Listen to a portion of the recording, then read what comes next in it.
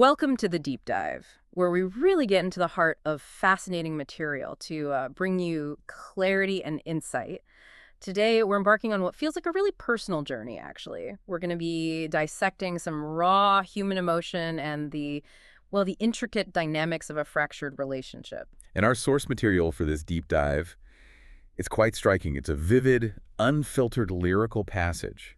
Comes from the YouTube video, Tell Me Why, official audio, by Young Jetta TV. Exactly. And our mission today, okay, let's unpack this. Our mission is to explore the emotional journey, the precise moments of a relationship breakdown you can hear in these powerful words.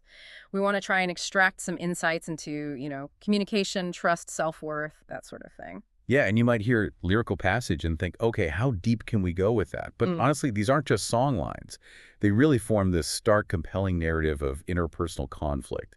It's like a window into a really universal experience: confusion, betrayal, profound hurt.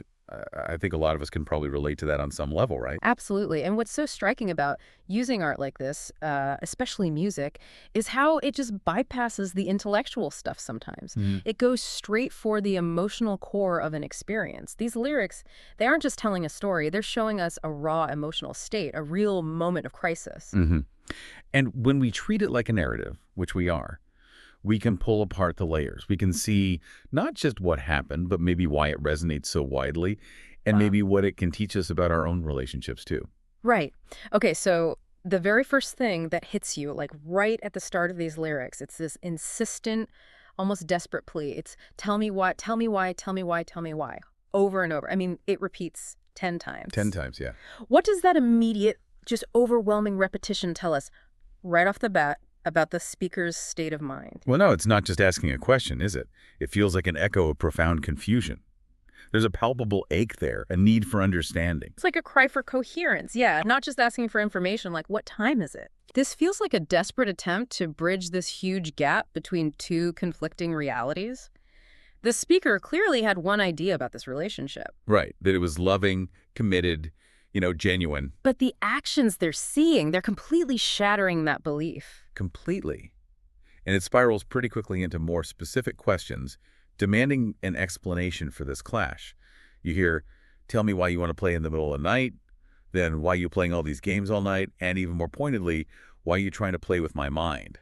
It's like a barrage, isn't it? Moving from that general, bewilderment to these very specific accusations, all demanding some kind of reason for what feels totally illogical and unfair. It's the mind grappling with what psychologists call cognitive dissonance.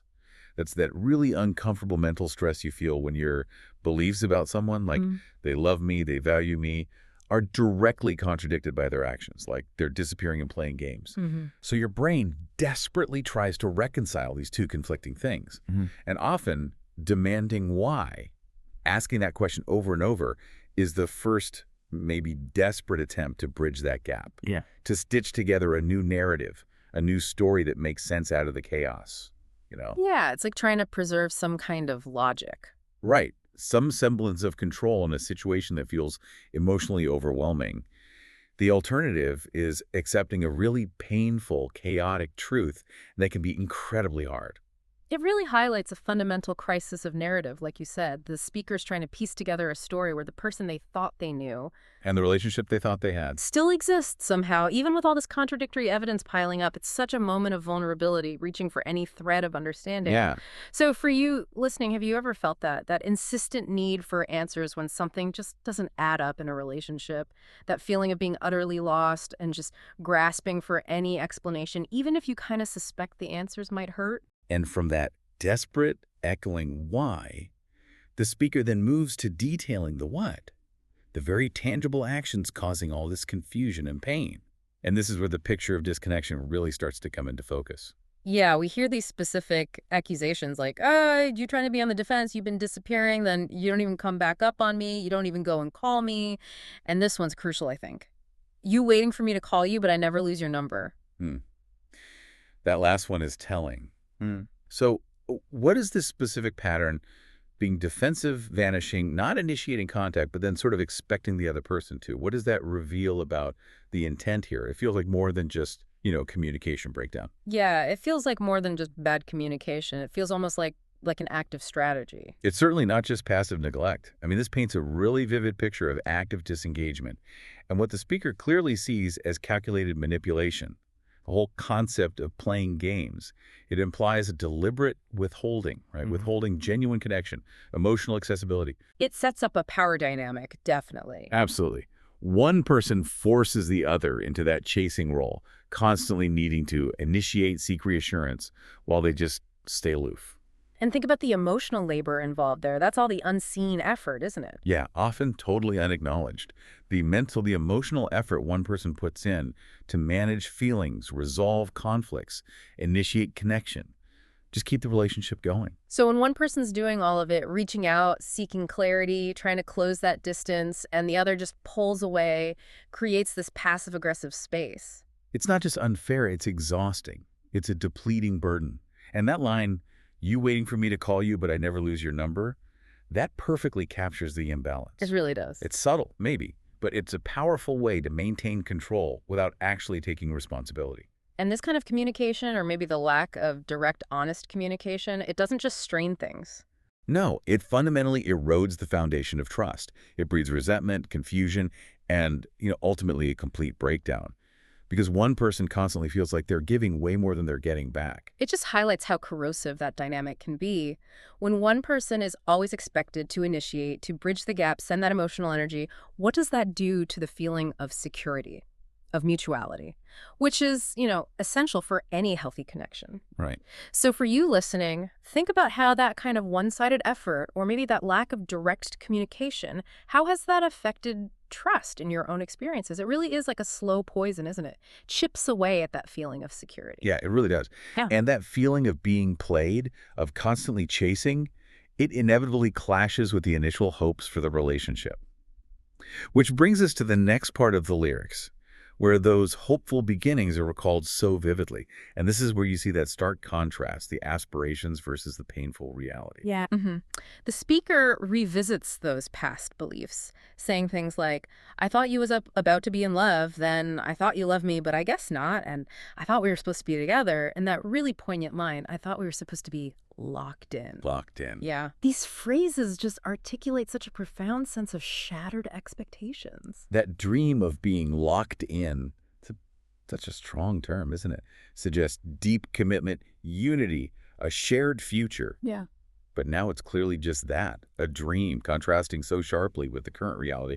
It's like the sound of an ideal future just crashing down. So if we connect this to the bigger picture, relationship dynamics, what does this reveal?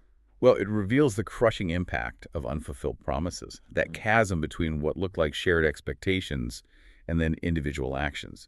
The speaker genuinely believed they were locked in, that there was mutual commitment, a future built on, shared understanding. Right. But the other person's actions clearly showed they weren't on the same page, or perhaps they never were, which is even more painful sometimes. Yeah, that disparity between what was believed and what actually happened, it creates this intense psychological injury. It's not just a breakup, it's like having to reevaluate history. It's a betrayal of the future you thought you had. And the pain is conveyed with such visceral imagery, almost shocking. I try to give my heart to you, and you went over there and stumped it out, and you stomped it out. Yeah. That's not just hurt or disappointment. It feels like utter desecration, like a violation of something incredibly precious, vulnerable, that was offered freely. And the repetition stomped it out. It's not just for emphasis. It underlines the brutality, the perceived intentionality of the act, suggests a total disregard for the speaker's emotional well-being. And then the follow-up, you didn't have a concern in the world. That just emphasizes the perceived lack of empathy, doesn't it? It suggests the other person was completely indifferent to the devastation they caused, which only magnifies the pain of betrayal. Yeah, it implies this coldness that's almost harder to bear than, say, anger. That really resonates, the idea that indifference can be more hurtful than active malice sometimes. It makes you reflect, doesn't it? How do these experiences, having your sincere efforts just disregarded or your heart metaphorically stomped out, how does that impact your willingness to trust again in future relationships? It's a wound that goes deep, leaves scars that can make future vulnerability feel incredibly risky. It really can. So now let's maybe delve into what the speaker perceives as the motivations behind the other person's actions. The lyrics seem to pinpoint a core issue with lines like, did what I wanted to do because it was convenient for you, The convenience factor. and then questioning past affection. Love is gone, baby girl. How much did you even love anymore? How much did you even love in love? This suggests a really devastating shift, moving from what felt like genuine connection to a relationship maybe driven purely by self-interest. So you highlight that convenience factor. How does that element fundamentally change the nature of love in a relationship? Because it feels like it turns something supposedly mutual into something transactional. Yeah. It's a critical shift, absolutely. When a relationship becomes about convenience, it often highlights a fundamental difference in maybe relational goals. For one person, the connection might just be a source of validation, temporary comfort, maybe a way to avoid loneliness. Right. While for the other, it's about genuine commitment, shared vulnerability, and mutual investment. When love becomes just a matter of convenience, it kind of ceases to be love in the sense of a deep reciprocal bond. It becomes a tool. Exactly. It transforms into a tool, a means to an end. And that's incredibly damaging because it implies this profound lack of respect for the other person's feelings, their role in the relationship. It exposes that transactional nature that can exist when one partner just prioritizes their own comfort or their temporary needs over the shared vulnerability and mutual investment that really defines a true partnership. It's almost like the other person was just performing a role and now the mask slipped, revealing this calculating indifference underneath. We also see the impact of one person refusing to acknowledge the truth. It's implied in why you didn't even want to admit it opened up to that shit. Yeah, that denial, that unwillingness to face the reality of their actions or intentions, it just prolongs the pain and confusion for the other person. Right, it prevents any kind of closure. Totally. It forces the hurt person to continually grapple with a narrative that just doesn't align with the other's behavior. They're left trapped in that cycle of asking why, unable to move forward because the truth is being withheld. It's a form of gaslighting, really, where one person's reality is constantly being undermined. That's a powerful point about the gaslighting and denial. It absolutely prolongs the agony because the person who's hurt can't even get a clear picture of what actually happened. So think about it. When one person's actions are driven purely by convenience and they refuse to acknowledge the impact, what's truly left of shared love in that dynamic? Not much. How does that erosion of genuine intent affect the very foundation of what a relationship is supposed to be? It shatters it. Which brings us, I think, to a really powerful moment in these lyrics, a truly abrupt, definitive shift in tone. Yeah, we move from all that questioning and pain to this decisive, almost explosive declaration. Tell that girl, tell that bitch 9/11 I ain't doing that shit. Whoa. The anger, the frustration, the sheer exhaustion, it just explodes. It's a complete turn, isn't it? A line drawn in the sand after enduring so much. It's no longer a plea for understanding at all. It's a defiant refusal to participate in the game any longer. The language gets harsh, raw. Yeah, signaling a complete emotional cutoff. And that 911, it isn't a call for help for the relationship, is it? No, definitely not. It feels like a desperate call for self-preservation, an emergency intervention for one's own well-being. Precisely. This is more than just anger. It signals a decisive refusal to engage any further in that toxic cycle. It's desperate, definitive boundary setting, a rejection of the games, a refusal to try and rescue a situation that's just become too damaging. It marks this moment of intense emotional clarity, a point of no return. Where the speaker chooses self-respect, self-preservation over continuing to chase or endure. Exactly. That phrase, I ain't doing that shit, it's not just a threat, it's a firm statement of withdrawal. A decision to reclaim agency after feeling so controlled and manipulated. It's the ultimate enough is enough. It really is. A moment where that relentless pursuit of answers is just replaced by the absolute necessity of protecting one's own emotional and mental health. It shows that even in the deepest pain, there's this powerful instinct for self-preservation that can eventually, kick in. It's a profound act of self-worth, kind of emerging from the ashes of disillusionment. Yeah. So for you listening, what does it truly take for someone to reach that point of absolute refusal, drawing such a stark, undeniable line in a relationship? What kind of emotional journey precedes that kind of final declaration? That's a heavy question. It is. So we've journeyed through these incredibly powerful lyrics, haven't we? Unraveling these core themes that just resonate so deeply with the human experience of relationship breakdown.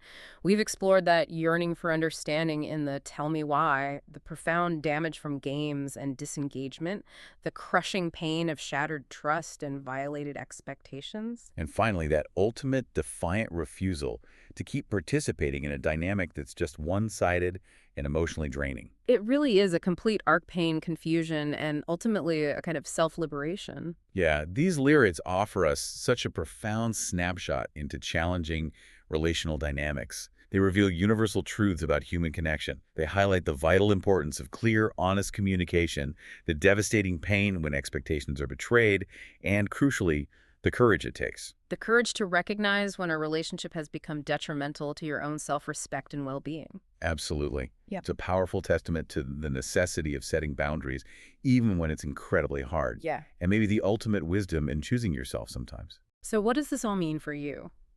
Maybe consider the critical role that clear, honest communication and mutual respect play, not just in building robust, healthy relationships, but in actively preventing the kind of deep emotional unraveling we've explored today.